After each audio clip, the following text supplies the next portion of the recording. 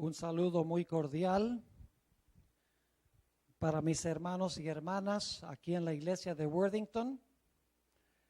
Me alegra mucho verles aquí en esta mañana, todos dispuestos a tributarle a Dios la honra y la gloria que Él se merece. Quería tomar esta oportunidad para pedirles algo de disculpas por la incomodidad de no tener ciertos puestos disponibles por causa de las cámaras, pero se está produciendo esto para una proliferación más amplia que aquí en Worthington, para que el mensaje del Señor se pueda extender en muchos otros lugares. Así que apreciamos su cortesía en permitirnos hacer esto para que el mensaje se pueda proliferar en otros sitios. Esta mañana vamos a estudiar un tema que se titula Reparadores de Portillos. Y antes de entrar a estudiar la palabra del Señor, queremos pedir su dirección. Nunca debemos abrir la palabra de Dios sin oración. Así que junto conmigo les invito a que inclinen sus rostros y vamos a elevar una oración al Señor. Padre Celestial, te damos gracias una vez más por el gran privilegio que nos concedes de venir ante tu augusta presencia para tributarte el honor, la honra y la gloria que tú te mereces. Ciertamente somos indignos de hablar contigo o de aún presentarnos delante de ti. Pero gracias que a través de los méritos de tu Hijo Cristo Jesús podemos venir con confianza ante el trono de la gracia. Padre, te pedimos al abrir tu santo libro, que tu Espíritu Santo nos acompañe, dirija nuestros pensamientos y suavice nuestros corazones. Te damos gracias, Padre, por el privilegio de la oración. Y gracias por escucharnos, porque te lo pedimos en el precioso nombre de tu Hijo, Cristo Jesús. Amén. Les invito a abrir sus Biblias conmigo al libro de Isaías, el capítulo 58. Isaías, el capítulo 58 será nuestro capítulo de estudio en esta mañana.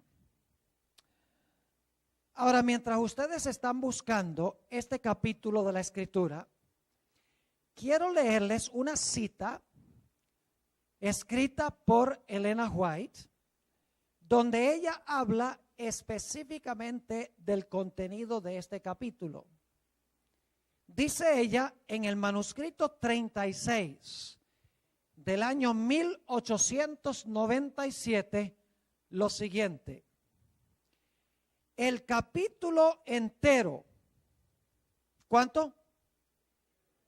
El capítulo entero se aplica a aquellos que están viviendo en este periodo de la historia. ¿A quiénes se aplica? A los que están viviendo en este periodo de la historia. ¿Y cuánto del capítulo? Todo el capítulo. Sigue diciendo esto: presten atención a este capítulo, porque se cumplirá. Ahora vamos al versículo 1 del capítulo 58 y vamos a estudiar por qué razón es que este capítulo entero se aplica a los que están viviendo en esta época en el planeta Tierra. Noten el versículo 1 del capítulo 58. Dice: clama a voz en cuello, no te detengas. Alza tu voz como trompeta. Y ahora escuchen bien. Anuncia a mi pueblo su rebelión y a la casa de Jacob su pecado. ¿A quiénes se dirige especialmente Isaías 58? ¿Se dirige a los babilonios? ¿A los egipcios? ¿A los filisteos? No. Dice aquí que este capítulo se dirige al pueblo profeso de Dios, porque el versículo dice: anuncia a mi pueblo su rebelión y a la casa de Jacob su pecado. Pero tenemos que ser más específicos. ¿Será que este capítulo 58 se dirige a todos los cristianos? Todos los que profesan creer en Cristo Jesús en estos días. ¿Será ese el pueblo de Dios a quien se dirige este capítulo? En realidad, la respuesta es no. Este capítulo se dirige especialmente, y casi podría decir exclusivamente, a los que son adventistas del séptimo día. Permítame leerles una cita que encontramos en Testimonios para la Iglesia, tomo 2, página 36. Dice ahí la sierva del Señor, hablando de Isaías 58, lo siguiente: el profeta no le está hablando a los pecadores ni a los incrédulos, sino a los que observan el sábado. ¿Cómo? ¿A quiénes les está hablando Dios? No a los incrédulos ni a los pecadores, sino a los que observan el sábado. ¿Quiénes son esos? Nosotros, los adventistas. Se dirige a aquellos, ahora escuchen bien, a aquellos que se jactan de tener gran piedad. ¿A quiénes se dirige este capítulo? A los que observan ¿qué? El sábado y profesan tener ¿qué? Gran piedad.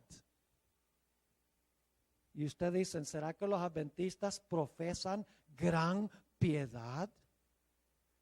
Vamos a ver en nuestro estudio, en el transcurso de este capítulo, que Dios se está dirigiendo al pueblo adventista que profesa gran religiosidad, pero cuya vida niega su profesión.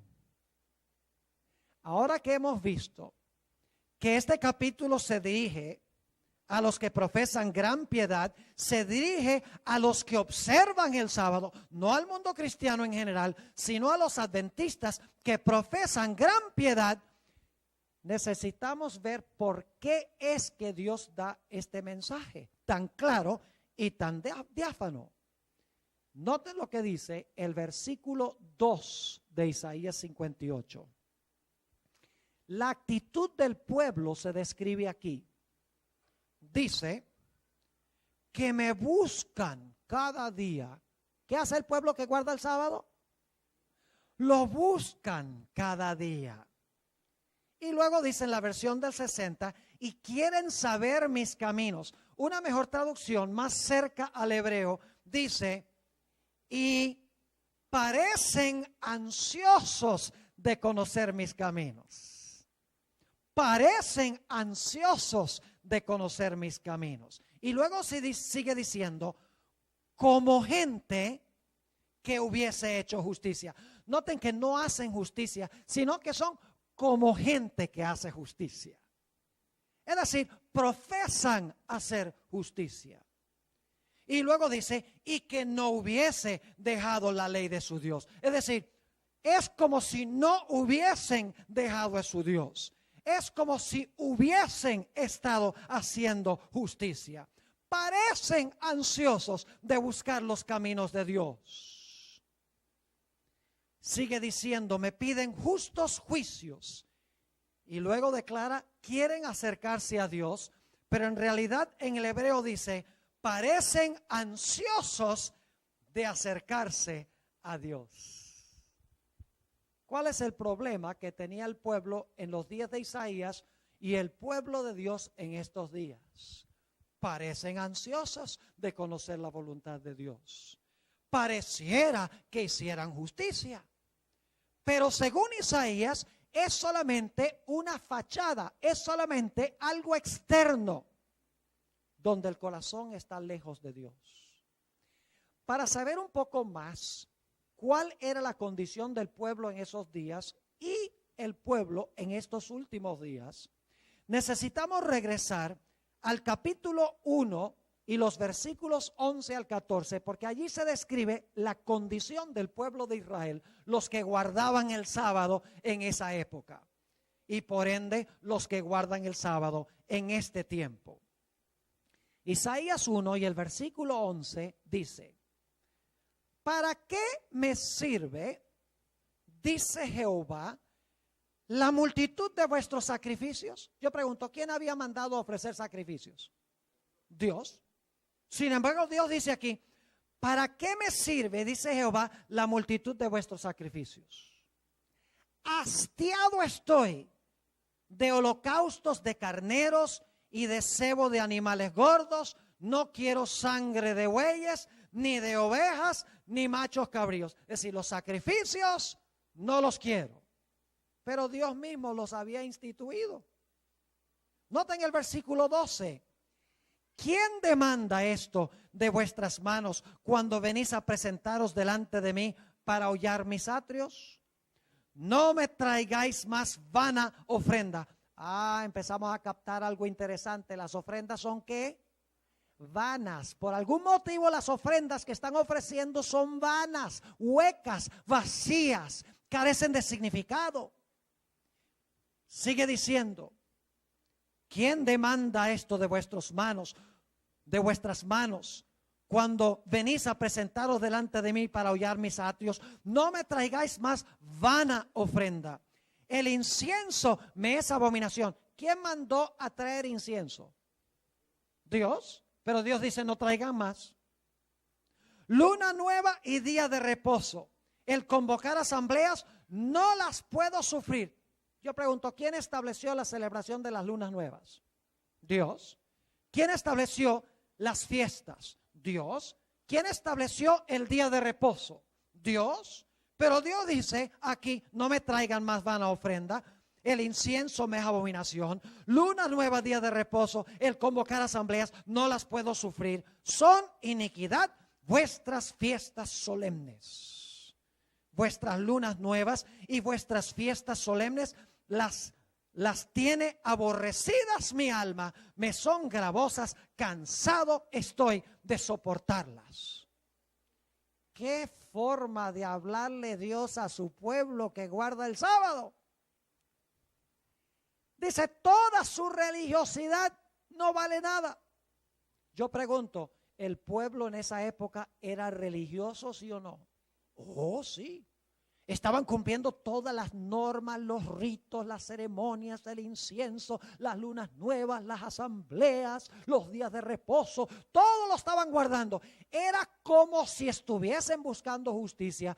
Un pueblo que parecía querer acercarse a Dios, pero Dios los desenmascara.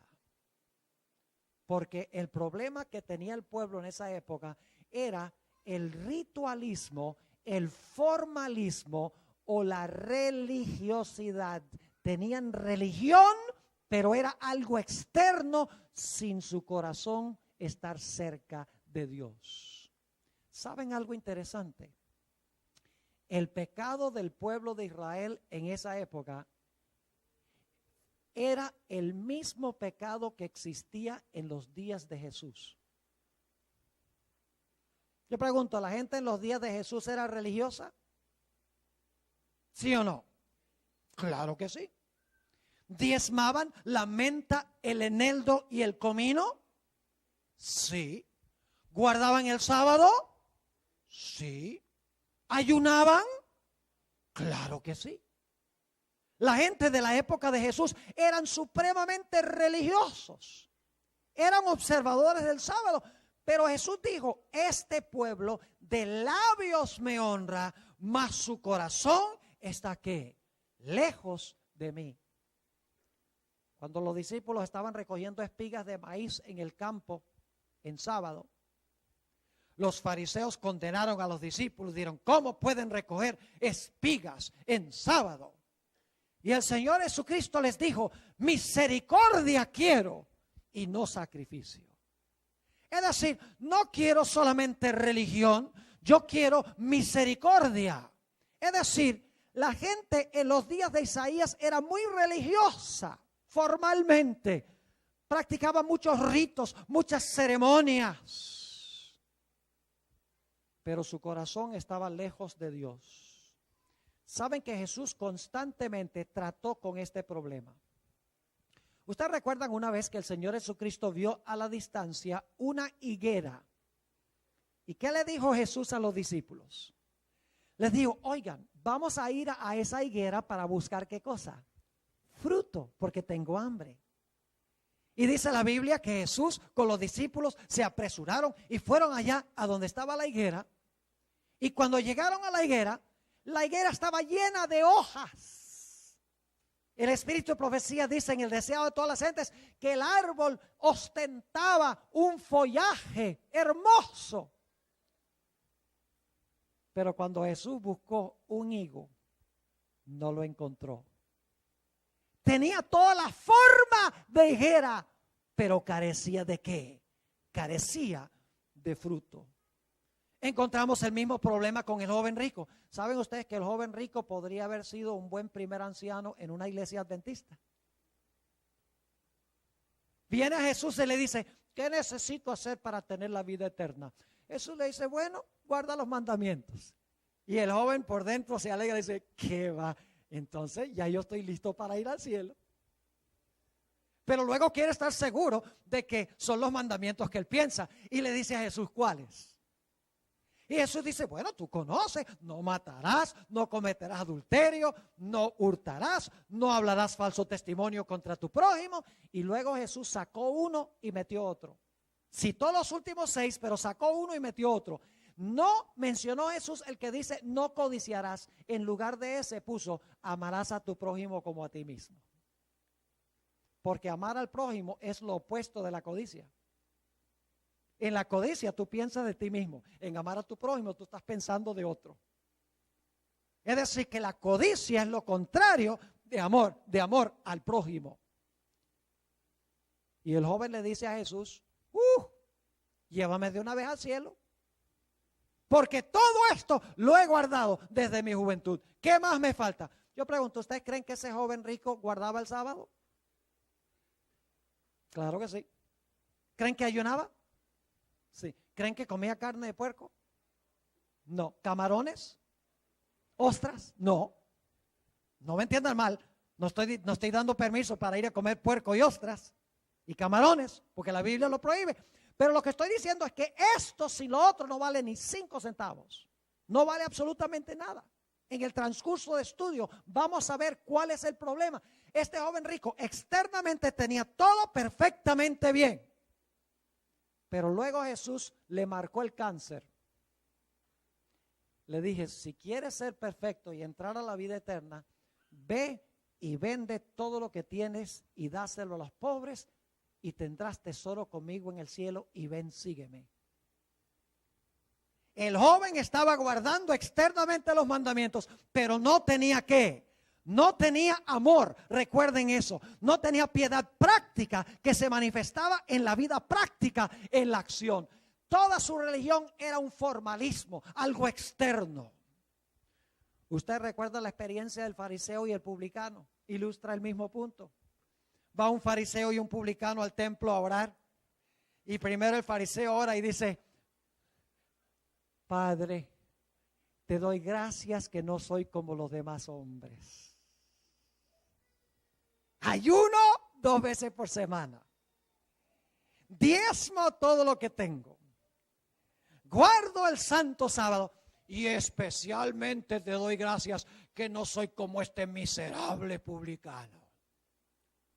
¿El fariseo amaba al publicano? No, lo despreciaba.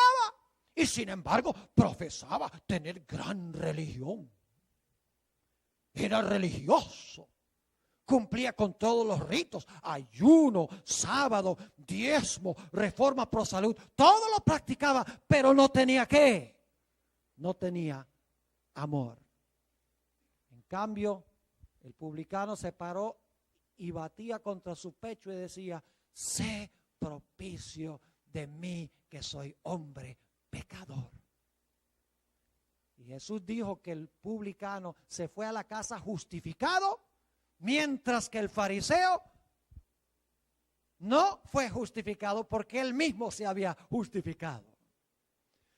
¿Saben que esto mismo se ilustra en la historia del hijo pródigo?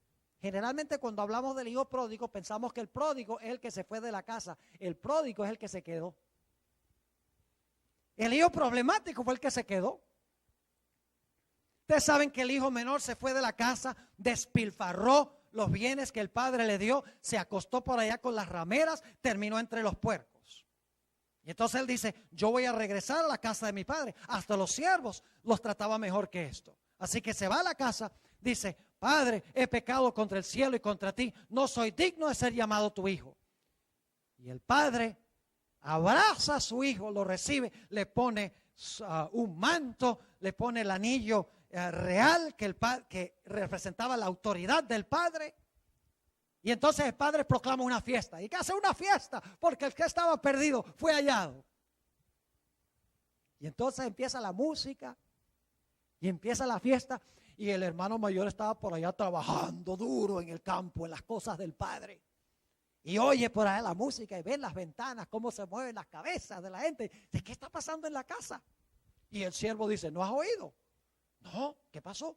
Dice: ese hermano sinvergüenza tuyo, el que se fue, despilfarró todo, se acostó con rameras. Imagínate cómo olía, que había estado entre los puercos. No servía para nada. Y regresó y tu padre lo abrazó, le puso el manto, lo recibió y proclamó la fiesta. Y ahora el hijo mayor se le pone larga la cara. Y dice: si alguien se merece la fiesta, soy yo. Y manda a llamar al papá, no entra. Llama a mi papá y dile que se encuentre conmigo afuera.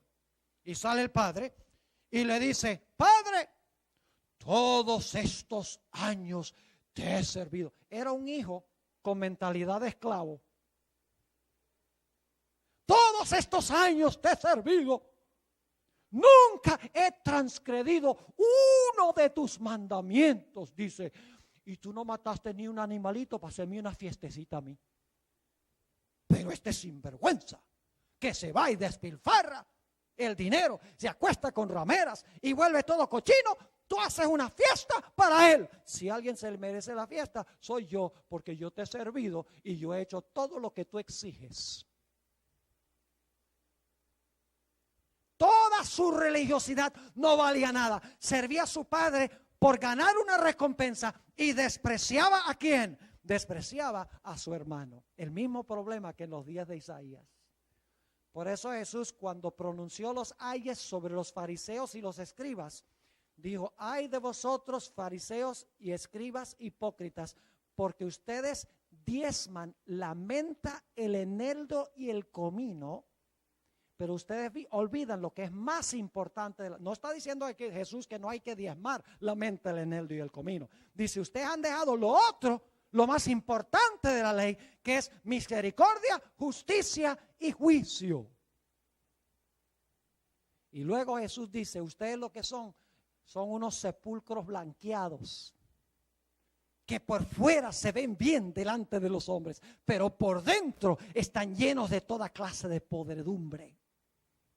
Y luego Jesús dice: ustedes son como los que lavan un vaso por fuera y se ve cristalino y brillante por fuera, pero por dentro el vaso está completamente sucio. Ahora yo quiero preguntarles, hermanos y hermanas, ¿no es esta la misma condición de la iglesia de la Odisea? Ustedes saben que la iglesia de la Odisea son los luteranos. y los metodistas y los presbiterianos, los testigos de Jehová, los católicos. Esos son la Odisea, ¿verdad que sí? No, señor. La Odisea es la iglesia adventista del séptimo día. Y la Odisea tiene el mismo problema que los líderes espirituales en los días de Cristo y que la gente en los días de Isaías. Porque la Odisea dice, yo estoy, ¿qué? Rica y enriquecida y no tengo necesidad de ¿qué? De ninguna cosa. Yo pregunto, ¿es arrogancia eso, sí o no? Es un espíritu arrogante. En otras palabras, yo estoy bien, rico y enriquecido y no tengo necesidad de ninguna cosa. La iglesia adventista de los últimos días, Dios la reprende por la misma razón que reprendió al pueblo judío en los días de Isaías y en los días de Jesús. Y ustedes están diciendo, Pastor Boro, usted no está hablando muy fuerte aquí. Y yo soy adventista también y me estoy hablando para mí, porque yo también pertenezco a esta iglesia. Ahora vamos al versículo 3, porque vamos estudiando paso a paso este capítulo, el versículo 3. Aquí se revela que ellos lo que hacen, lo hacen es para ganar favor con Dios, para impresionar a Dios, para que Dios diga, ve qué buenos son ustedes. Fíjense el versículo 3, la primera parte. ¿Por qué? Dicen, ayunamos y no hiciste caso. ¿Capta lo que está pasando aquí? Y ellos dicen, nosotros ayunamos y tú como que ni te das cuenta. Siguen diciendo, humillamos nuestras almas y no te diste por qué. No te diste por entendido. Nosotros aquí estamos ayunando, humillándonos y tú no te estás dando cuenta. ¿Pueden darse cuenta la arrogancia del pueblo en esa época? Todo lo que hacían, lo hacían para ser vistos por los hombres y para impresionar ¿a quién? Para impresionar a Dios. Dicho sea de paso, queridos hermanos y hermanas, este capítulo se presenta en el marco del gran día de expiación. Y ustedes dicen, ¿cómo sabemos que este capítulo tiene que ver con el día de expiación? Solamente les comparto los detalles. En primer lugar, dice que se debe presentar este mensaje con el sonido de ¿qué? De trompeta. ¿Qué fiesta judía anunciaba que pronto iba a comenzar el día de expiación? La fiesta de las trompetas. Y en el capítulo 58 comienza hablando de que se hable con son de trompeta, le dice a Isaías, a su pueblo. Segundo punto, que demuestra que esto es el día de expiación. El hecho de que el pueblo se está afligiendo y está ayunando. ¿Saben que el único día en la ley de Moisés a donde Dios explícitamente le dijo al pueblo que ayunara era en el día de expiación? Dios no mandó en los escritos de Moisés ningún otro día de ayuno. El único día de afligir el alma, si leen Levítico 23, el único día para ayunar, el único día para anunciar con la trompeta era el día de expiación. Yo pregunto, ¿estamos viviendo nosotros los adventistas hoy en el gran cumplimiento del día de expiación?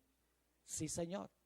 Desde el 22 de octubre de 1844, nosotros estamos viviendo en el gran día de expiación, la iglesia adventista del séptimo día.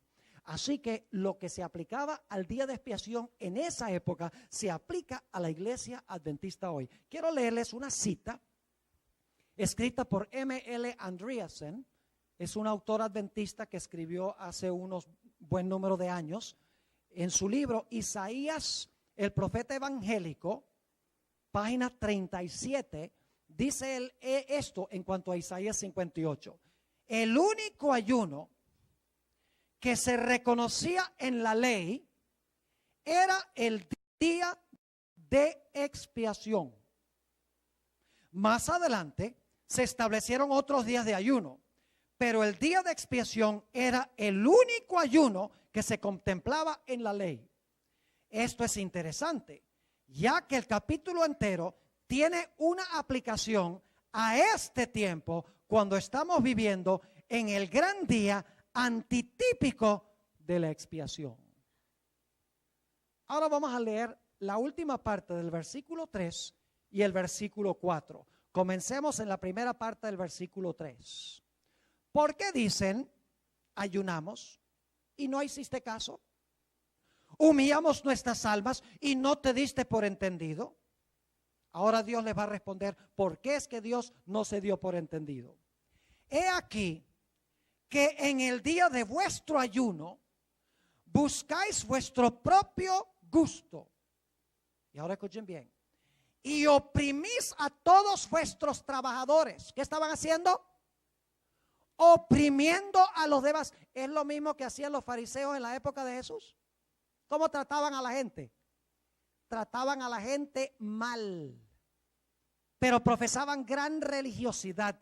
Aquí dice Isaías, he aquí que en el día de vuestro ayuno buscáis vuestro propio gusto y oprimís a todos vuestros trabajadores. He aquí que para contiendas y debates ayunáis. ¿Qué estaban haciendo con la demás gente? Estaban debatiendo y estaban peleando, dice aquí.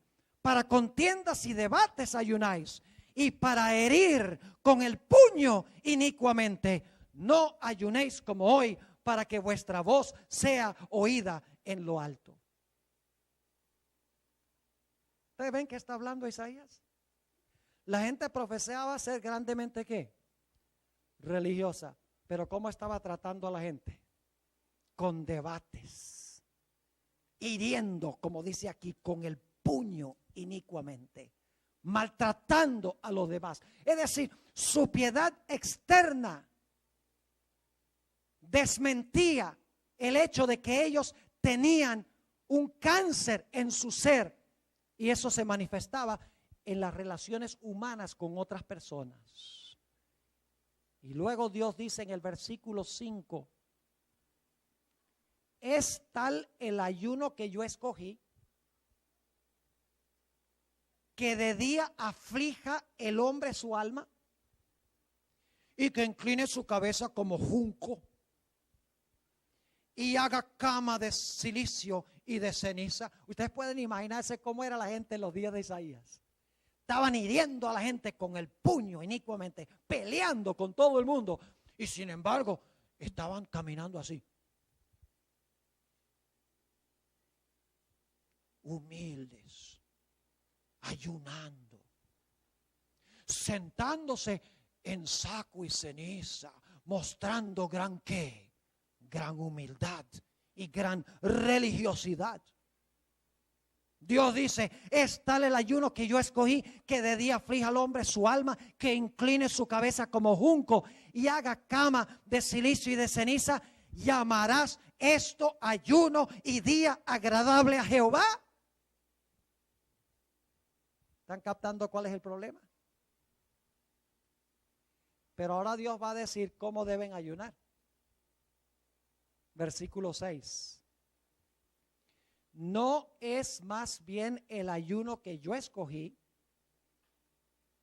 Escuchen bien. Desatar las ligaduras de impiedad, soltar las cargas de opresión y dejar ir libres a los quebrantados, y que rompáis todo yugo. Yo pregunto, ¿este consejo tiene algo que ver con relaciones humanas? ¿Con la forma como tratamos a los demás, sí o no? Sí. Versículo 7. ¿No es que partas tu pan con el hambriento y a los pobres errantes albergues en tu casa? Que cuando veas al desnudo lo cubras y no escondas de tu hermano tu rostro. Yo pregunto, ¿es esta piedad práctica, sí o no? ¿Esto es religiosidad, formalismo externo? No, esto es religión práctica. Ese es el verdadero ayuno, dice Dios. Me hace recordar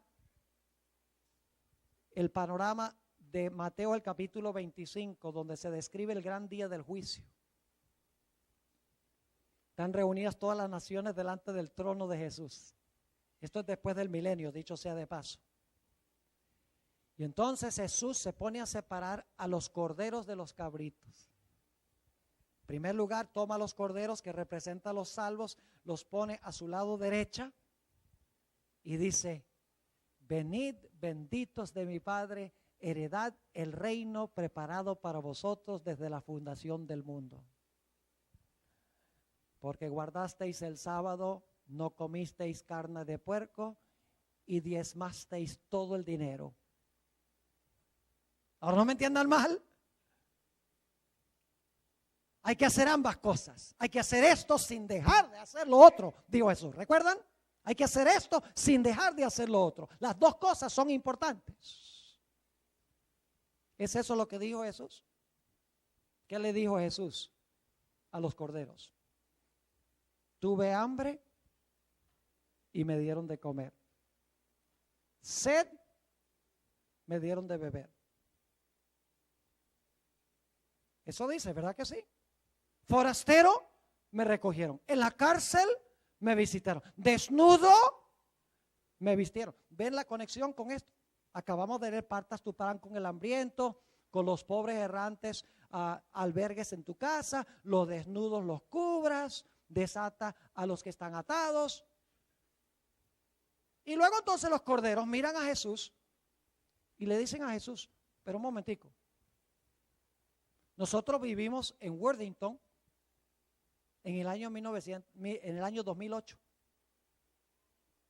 y tú te fuiste al cielo en el año 31. ¿Cuándo te hicimos eso a ti? Y Jesús los mira y dice: en cuanto lo hicisteis a uno de estos mis hermanos pequeños, a mí lo hicisteis. Y luego Jesús le habla a los cabritos y dice a los cabritos: ustedes van a ir al infierno preparado para el diablo y sus ángeles, porque ustedes no guardaron el sábado, porque ustedes no diezmaron y ustedes sí comieron carne de puerco y camarones y ostras, y no iban a la iglesia para el culto de oración. ¿Es eso lo que dice? No. Dice: tuve hambre y no me dieron de comer. Sed, no me dieron de beber. Huérfano, no me recogieron. En la cárcel, no me visitaron. Desnudo y no me vistieron. Pero entonces los cabritos también van a reclamar y dicen: ¿cuándo te vimos nosotros desnudo? ¿Y cuándo te vimos hambriento? ¿Y cuándo te vimos sediento? ¿Y cuándo te vimos en la cárcel? ¿Y cuándo eras forastero? Si nosotros vivimos en Worthington en el año 2008 y tú te fuiste al cielo en el año 31, ¿cuándo te vimos así? Y Jesús va a decir: en cuanto no lo hicisteis a uno de estos mis hermanos pequeños, tampoco a mí lo hicisteis. Ese es el pecado de la negligencia, el pecado de omisión. Mucha gente religiosa estará en ese lado. Cumplían con todos los ritos, con todas las ceremonias, con todas las doctrinas de la iglesia, pero en realidad en su vida práctica, en su vida espiritual, en sus relaciones con otros seres humanos, su vida espiritual dejaba mucho que desear. Ahora, hasta este punto, en Isaías 58, Dios ha dado el consejo. ¿Ha sido fuerte Dios en sus palabras, sí o no? Yo veo muchos ojos bien abiertos allá. Uy, pastor, nos está pegando duro. Yo también me estoy pegando porque soy miembro de esta iglesia. Yo soy parte del problema juntamente con ustedes. Pero yo doy gloria a Dios que el capítulo 58 no solo se compone de noticias deprimentes, porque el capítulo 58 termina en forma positiva. Porque vamos a notar que cuando el pueblo de Dios acepte este mensaje, que es el mensaje a la Odisea, dicho sea de paso, en los últimos días: oro afinado en fuego, vestiduras blancas, colirio, para que puedas ver tu verdadera condición. Cuando el pueblo cumpla con esas condiciones, entonces va a haber entre el pueblo de Dios un reavivamiento cual no se ha visto desde los días apostólicos, y el pueblo de Dios saldrá a proclamar el mensaje de Dios con poder. Vamos a Isaías 58 y el versículo 8. Escuchen bien. Entonces, ¿qué significa la palabra entonces?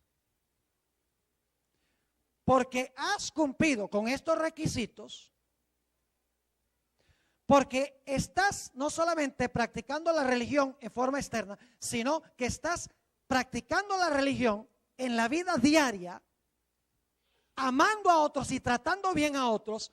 Ahora Dios dice, ¿qué va a hacer ese pueblo? Dice, entonces nacerá tu luz como el alba. ¿Por qué estamos ganando tan pocas almas?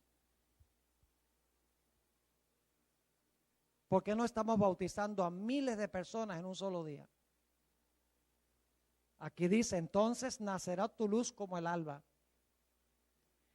y tu salvación se dejará ver pronto, e irá tu justicia delante de ti, y la gloria de Jehová será tu retaguardia. ¿Con qué se va a llenar la tierra cuando se acepta este mensaje? ¿Con qué? Con la luz de Dios y con su gloria. Versículo 9. Entonces invocarás y te oirá Jehová. Clamarás y dirá él, heme aquí. Si quitares de en medio de ti el yugo, el dedo amenazador y el hablar vanidad. ¿Y si qué? Y si dieres tu pan al hambriento y sacieres el alma afligida, en las tinieblas nacerá ¿qué? Nacerá tu luz y tu oscuridad será como el mediodía. ¿Con qué va a ser llenada la tierra? Con la gloria de Dios, dice aquí. Jehová te pastoreará siempre y en la sequía saciará tu alma y dará vigor a tus huesos y serás como huerto de riego y como manantial de aguas cuyas aguas nunca fallan. Yo pregunto, ¿hay alguna parte en el libro de Apocalipsis a donde habla de toda la tierra llena de la gloria de Dios? ¿Ustedes creen? ¿A dónde? En Apocalipsis el capítulo 18. Se conoce como el fuerte clamor del cuarto ángel. ¿Saben qué es el fuerte clamor del cuarto ángel? Desenmascara los errores que están siendo cometidos en el mundo cristiano y llama a los fieles de Dios a salir de allí para ingresar al pueblo de Dios. ¿Por qué no estamos dando ese fuerte clamor hoy? ¿Por qué la tierra no está llenándose de la gloria de Dios hoy? Porque no hemos cumplido la primera mitad del capítulo 58 de Isaías. Este capítulo tiene dos partes. La primera parte es el problema y el remedio, y la segunda parte del capítulo es lo que sucede como resultado de eso, que es llenar la tierra con la gloria de Dios. Dicen en Apocalipsis 18:1, después de esto vi a otro ángel descender del cielo con gran poder, y la tierra fue ¿qué? Alumbrada con su gloria. Saben que nosotros muchas veces no podemos llamar a la gente a salir de Babilonia porque nosotros estamos llenos de Babilonia. Llenos de prácticas mundanas. Pensando en lo nuestro y no pensando en otros. Una religión superficial. Pero aquí habla de un tiempo cuando el pueblo de Dios alcanzará el punto a donde va a proclamar un mensaje que llena toda la tierra con la gloria de Dios. Y fíjense lo que van a decir. Y clamó con voz potente diciendo, ha caído la gran Babilonia, y se ha hecho habitación de demonios y guarida de todo espíritu inmundo y albergue de toda ave inmunda y aborrecible. Porque todas las naciones han bebido del vino del furor de su fornicación, y los reyes de la tierra han fornicado con ella, y los mercaderes de la tierra se han enriquecido de la potencia de sus deleites. ¿Sabe lo que es Babilonia? Babilonia me representa el mundo religioso apóstata. La Odisea representa la iglesia adventista. Yo pregunto, ¿quién le va a proclamar al mundo este mensaje de que deben salir de Babilonia? En un momento vamos a leer el versículo. ¿Quiénes van a proclamar ese mensaje? Nosotros. ¿Qué tiene que pasar para nosotros poder proclamar ese mensaje? Tenemos que hacer lo que dice la primera mitad de Isaías 58. ¿Ven la conexión?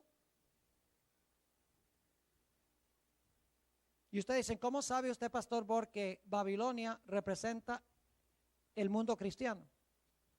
Sencillamente porque la última parte de este pasaje, el versículo 4, dice, y oí otra voz del cielo que decía, salid de ella,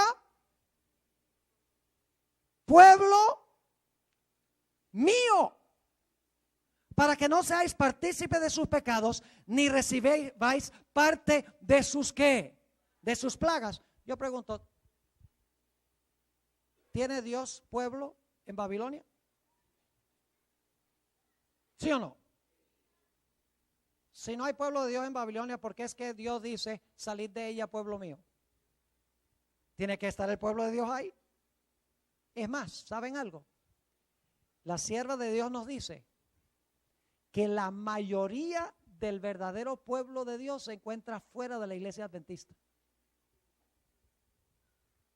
Pero desconocen las verdades distintivas que nosotros tenemos, porque nosotros no las hemos compartido. La mayoría, dice ella. Y dice que cuando venga el zarandeo, mis hermanos y hermanas, la mayoría de los que están adentro se van a salir. ¿Sabían eso? La mayoría de los que están adentro van a terminar afuera. Pero saben que la iglesia no va a menguar porque sus puestos serán llenados por muchedumbre de personas que van a venir de afuera. Pero es una lástima que muchos van a perder su corona.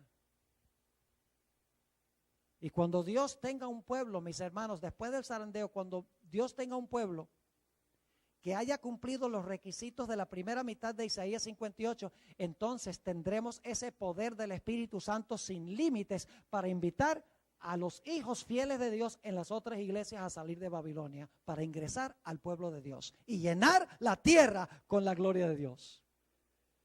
Escuchen bien, la hermana White describe este momento en el libro El conflicto de los siglos, página 517. Ella describe en forma vívida este momento cuando se dará este fuerte clamor. Dice ella esto: a pesar del decaimiento general de la fe y de la piedad, hay en esas iglesias, en todas las iglesias ella está hablando, hay en esas iglesias verdaderos discípulos de Cristo. Antes que los juicios de Dios caigan finalmente sobre la tierra, habrá entre el pueblo del Señor un reavivamiento de la piedad primitiva, cual no se ha visto nunca desde los tiempos apostólicos. Esa es la primera mitad de Isaías 58. Sigue diciendo: el Espíritu y el poder de Dios serán derramados sobre sus hijos. Entonces muchos se separarán de esas iglesias en las cuales el amor a este mundo ha suplantado el amor de Dios y de su palabra. Muchos, tanto ministros como laicos, aceptarán gustosamente esas grandes verdades que Dios ha hecho proclamar en este tiempo a fin de preparar a un pueblo para la segunda venida del Señor. Yo estoy anhelando que llegue ese día, mis hermanos y hermanas, pero no ha llegado porque no hemos cumplido la tarea. Ahora quiero que noten que la última parte de Isaías 58, ahora llegamos a la parte más importante de Isaías 58. La última parte de Isaías 58 habla sobre la importancia de restaurar el sábado. Yo pregunto entonces, parte del fuerte clamor es restaurar el sábado. Llenar la tierra con la gloria de Dios tiene que ver con restaurar el sábado. Ahí están las dos cosas en Isaías 58. Ahora noten lo que dice el versículo 12. Y los tuyos edificarán las ruinas antiguas. Los cimientos de generación y generación levantarás. y serás llamado reparador de portillos, restaurador de calzadas para habitar. ¿Qué significa eso? Reparador de portillos, restaurador de calzadas para habitar. Ahora el versículo 13 lo va a explicar. Si retrajeres del día de reposo tu pie, de hacer tu voluntad en mi día santo, y lo llamares delicia, santo, glorioso de Jehová, y lo venerares, no andando en tus propios caminos, ni buscando tu voluntad, ni hablando tus propias palabras. ¿Qué significa reparar los portillos o reconstruir los lugares que han quedado desiertos? ¿Qué significa? Restaurar ¿qué? El sábado. Y ustedes dicen, ¿qué tiene que ver el sábado con todo lo que hemos estado hablando?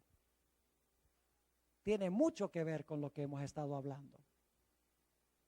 Yo quiero preguntarles, ¿cuál día de la semana usó especialmente Jesús para bendecir a la gente?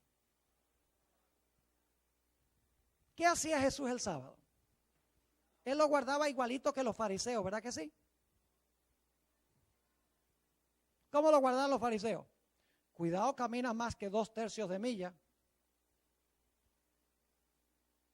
Cuidado, te pones un alfiler en la ropa, porque eso es llevar una carga en sábado. Y no le exagero, era una ley.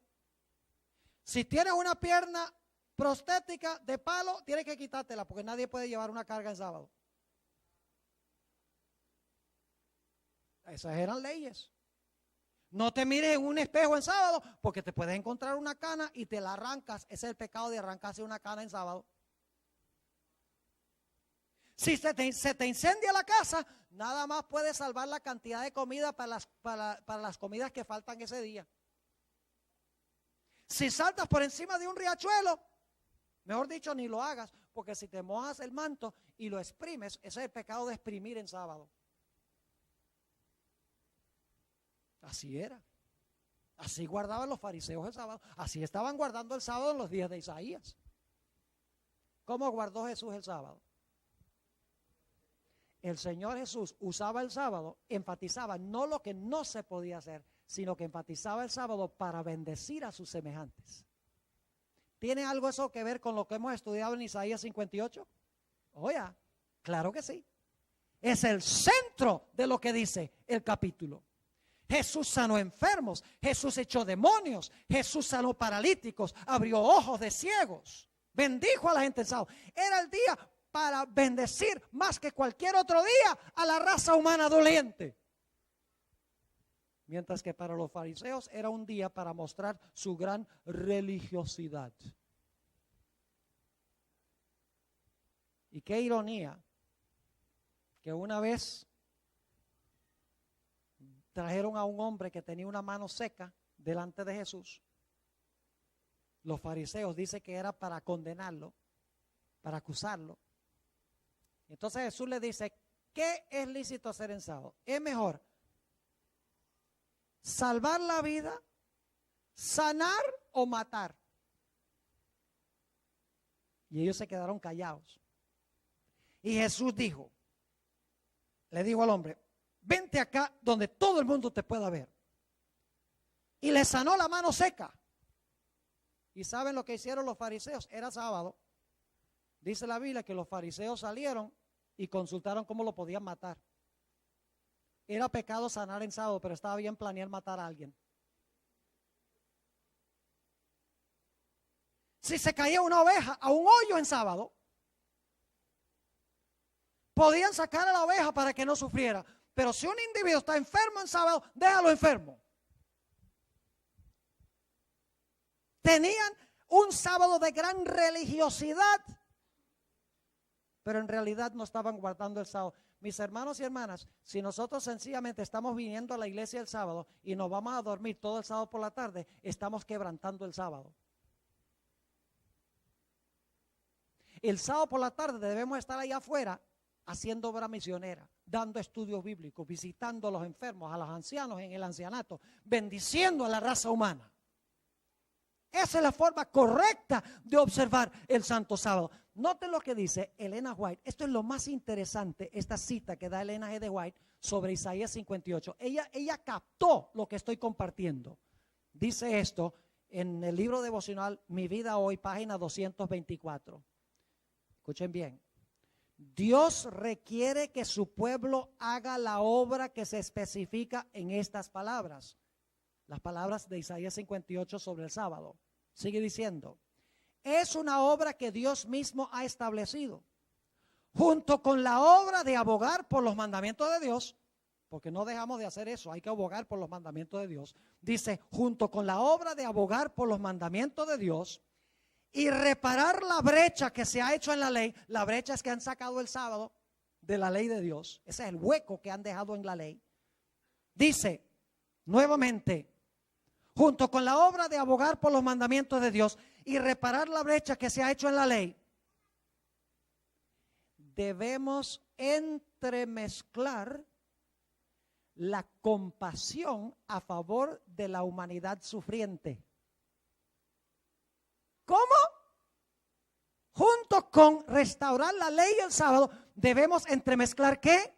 La compasión a favor de la humanidad sufriente. Debemos demostrar amor supremo para con Dios. Hemos de exaltar su memorial que ha sido pisoteado por pies impíos.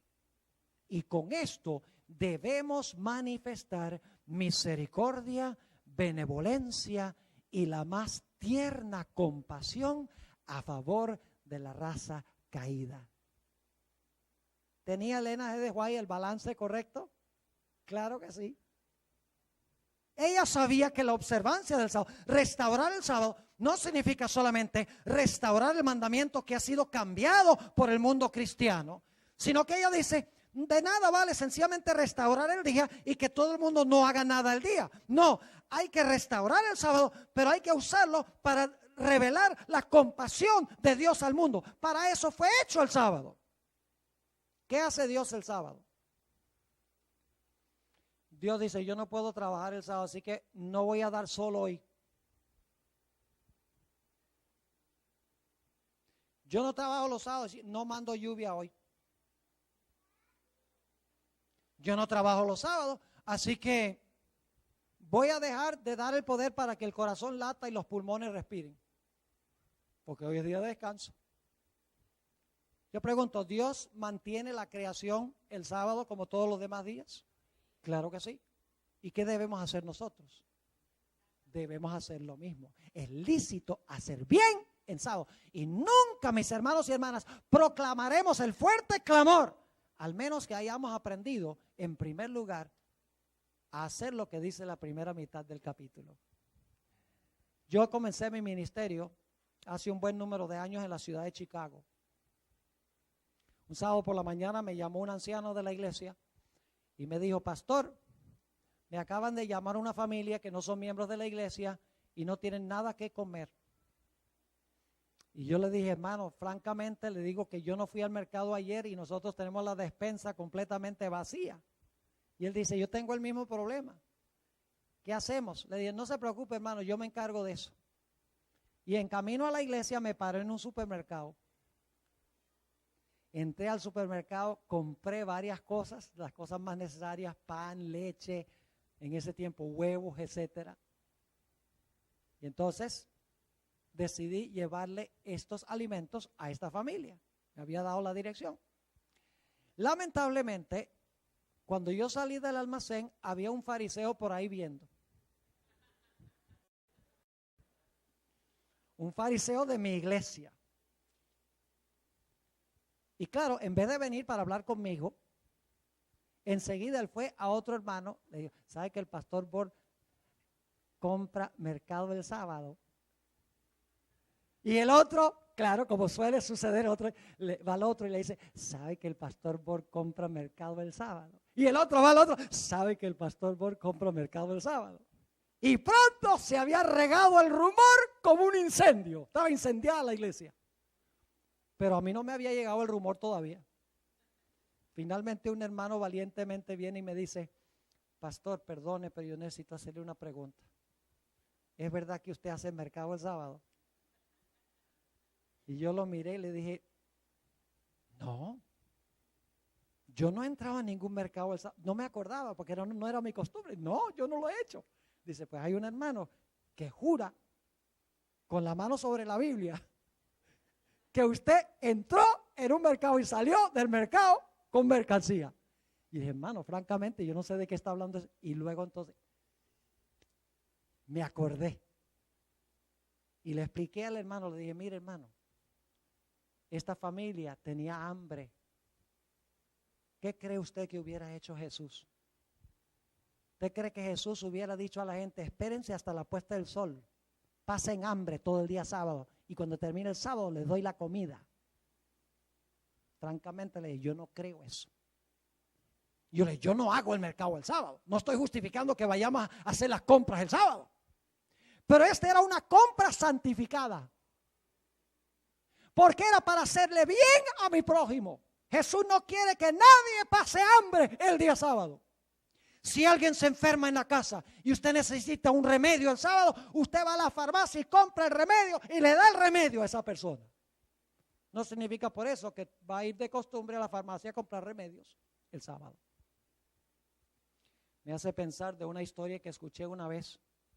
Un individuo estaba manejando a su casa y cuando ya estaba llegando a la casa se le acabó la gasolina y estaba lloviendo torrentes. Y el individuo dice, ahora, ¿cómo voy a hacer para llegar a la casa? Se me acabó la gasolina, está lloviendo, pero cántaros de agua. Y miró así por el vidrio y se dio cuenta que allá, como a un cuarto de cuadra de ahí, había una bomba de gasolina. ¡Ah, qué buena suerte tengo yo! Así que agarra un periódico que tiene ahí tapándose la cabeza de la lluvia y vaya a la bomba de gasolina y encuentra un aviso que dice, no trabajamos los sábados. ¡Qué de malas yo! Pero se dio cuenta que había una casita al lado de la bomba de gasolina. Y por lo tanto dice, tal vez el dueño vive ahí en esa casa. Y va a la casa así mojándose, con el periódico encima de la cabeza. Llega y toca la puerta. Y el individuo que contesta a la puerta, eran como las 9 de la mañana, tenía puesto una camisa blanca y se estaba poniendo una corbata. ¿A qué no van a ver quién era? Era un anciano de la iglesia, exactamente. Y le dice, sí, ¿en qué le puedo ayudar? El individuo dice, fíjese que se me acabó la gasolina aquí a la vuelta de la esquina. Y quería saber si usted es el dueño de la bomba. ¿Sabe lo que le dijo? Le dijo, sí, yo soy el dueño. Pero yo no le puedo vender gasolina porque hoy es sábado. Y le cerró la puerta en la cara. Y ustedes dicen, ¿cómo sabe esta historia, pastor? ¿Saben por qué? Porque varios años más tarde fueron unos colportores a esa casa y este señor, cuando supo que eran adventistas, les contó la historia. Y les dijo, yo no les compraría a ustedes nada. Y los echó. ¿Qué debería haber hecho ese miembro de la iglesia? ¿Estaba guardando el sábado? Sí, se estaba poniendo la camisa blanca y la corbata para ir a la iglesia, como dice la Biblia. Hay que ir a la iglesia el sábado. ¿Pero qué hizo con este hombre? No lo ayudó, lo maltrató. Es decir, no estaba guardando el sábado, según el concepto bíblico. Mis hermanos y mis hermanas, el día que más escogió Jesús para ayudar a otros fue el sábado. Nosotros podemos guardar el sábado formalmente y superficialmente. Para Dios eso no vale ni 5 centavos. Es cuando usamos el sábado, como Dios ha dicho, para bendecir a una humanidad sufriente y doliente, que el sábado cobra importancia y significado. Y entonces, ¿sabe lo que va a pasar? Cuando hagamos eso, el mundo va a mirar y va a decir, wow, mire cómo esos adventistas guardan el sábado.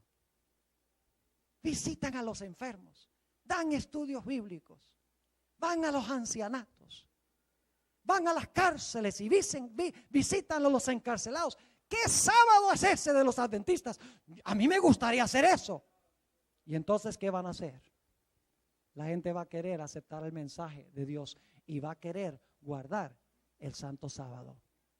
Mis hermanos y mis hermanas, mi oración es que nosotros aceptemos el testimonio de este gran capítulo, en este gran día antitípico de la expiación. Que Dios pueda entrar en nuestro ser, transformar nuestra vida, cambiar nuestro ser, de tal manera que nosotros podamos revelar como Jesús su amor para con una humanidad sufriente y doliente. Oremos, Padre.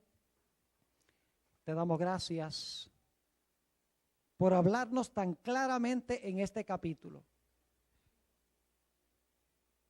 No ha sido fácil leer la radiografía de nuestra vida, pero te damos gracias por decirnos la verdad. Ahora, Padre, te quiero pedir que tú te acerques a cada persona reunida acá, que toques cada corazón para que podamos tener en verdad un reavivamiento en nuestra vida. Padre, te ruego que nos ayudes a ver que la religiosidad no cuenta nada delante de tus ojos, que lo que vale es una vida religiosa que se manifiesta en forma práctica, en amor para con nuestros semejantes. Ayúdanos, Señor, desde este día en adelante a usar el sábado como tú estableciste, no para dormir, no para hacer lo que no debemos estar haciendo, sino para hacer lo que debemos estar haciendo. Compartir con una humanidad sufriente y doliente. Gracias, Padre, por venir y hablar a cada corazón y cada conciencia para que esto sea una realidad en cada vida. Te lo pido en el precioso nombre de tu Hijo, Cristo Jesús. Amén. Amén.